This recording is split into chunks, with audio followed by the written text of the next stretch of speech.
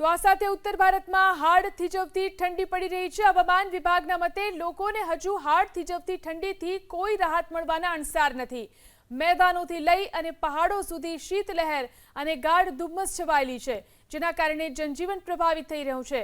હવામાન વિભાગે હજુ પણ 5 દિવસ ઠંડીમાં વધારો થવાનું અનુમાન વ્યક્ત કર્યું છે।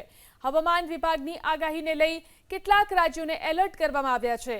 હિમાલયથી આવતા પશ્ચિમી પવનો મેદાની વિસ્તારમાં તાપમાનમાં ઘટાડો કરી રહ્યા છે। અહીં ઠંડીએ લોકોને થીજવી દીધા છે। ઉત્તર ભારતના મોટા ભાગના ભાગોમાં પણ આવી જ સ્થિતિ છે। ઠંડી અને ધુમ્મસની સાથે હવામાન વિભાગે હવે ઘણા વિસ્તારોમાં વરસાદની ચેતવણી પણ જારી કરી છે। વરસાદને કારણે તાપમાનમાં તીવ્ર ઘટાડો થશે અને ઠંડી વધુ તીવ્ર બનશે। સવાર અને રાત્રિના સમયે ઠંડી ખાસ વધુ તીવ્ર રહેશે।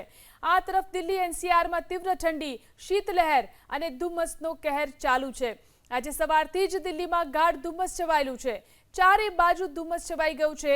નોઈડા અને ગાઝિયાબાદમાં પણ આ જ સ્થિતિ છે। તાપમાન 3 ડિગ્રી સેલ્સિયસ સુધી પહોંચી ગયું છે। ઘણા વિસ્તારોમાં દૃશ્યતા ખૂબ જ ઓછી થઈ ગઈ છે। હવામાન વિભાગે ઠંડીને લઈને યલો એલર્ટ જારી કર્યું છે।